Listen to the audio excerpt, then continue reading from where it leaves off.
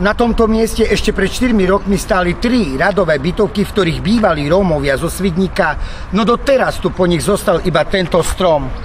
A kopec dlhov, ktoré poctivo splácajú každý mesiac za byty, ktoré kedysi obývali na ulici Goldbergerovej. No paradoxom však je, že Rómovia nemajú v rukách žiaden doklad o tom, koľko zaplatili a aká dlžná suma na úhradu ešte zostáva. Koľko ešte mám splácať, o tom nemám potuchianí, lebo nemám žiadny doklad, neposielajú.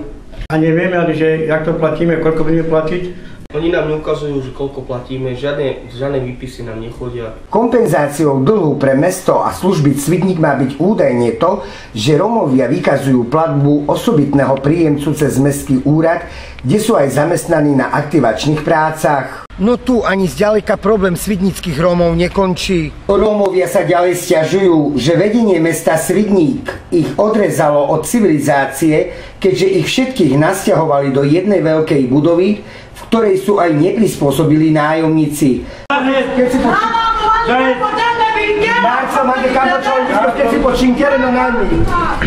Mne bola taká špina, taký bordel, taký smrad, jak tu je.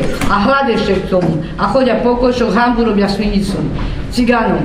Oni majú nám spraviť bytovky, už bolo sľubované, už to je 4 roky pomaly sa blíži. Keď sme bývali dole na Goldbergerovej, bolo to tam lepšie, krajšie a neboli tam takí toľké prisťahovalci, jak sú tu. Funguje nám voda od 5 rána do večera. Večer, keď si chcem napustiť nejakú vodu, tak nemôžem, lebo není odkiaľ. Musím si vodu naberať do bandasiek alebo do fľašky. Voda? No tak večer už nie ide voda. V noci už okolo tých 11, 12, tak ďalej. Až ráno. Ja som toho názoru, že každý normálny človek by sa mal okúpať každý deň, by mal mať prístup k vode a nielen 3-krát do týždňa, to čo je. Ja som tehotná. Pravda je však taká, že samotní poslanci mesta sa nevedia dohodnúť, či časť slušných Rómov z budovy presťahujú. Naši Rómovia majú slušné bývanie, strechu nad hlavou a svoje naše problémy si riešia tak, ako každý občan Slovenskej republiky. Ďakujem.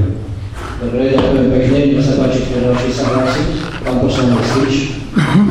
Vážený pán primátor, vážení pani poslankyne, pani poslanci, budem reagovať na svojho predrečníka.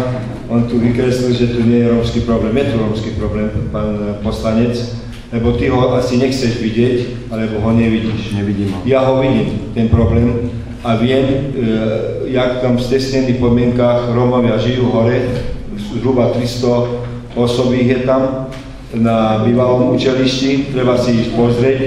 Či sa slušní Rómovia v blízkej budúcnosti dočkajú dôstojného bývania a zbavenia dlhov, to je však otázne. Kto posúdi, kto je poriadny a kto nie je poriadny? Jednoducho platia tu pravidlá pre všetkých, tieto pravidlá sa musia rešpektovať. Zo Svidníka pre Gypsy Television Erik Hilar Lakatošovie.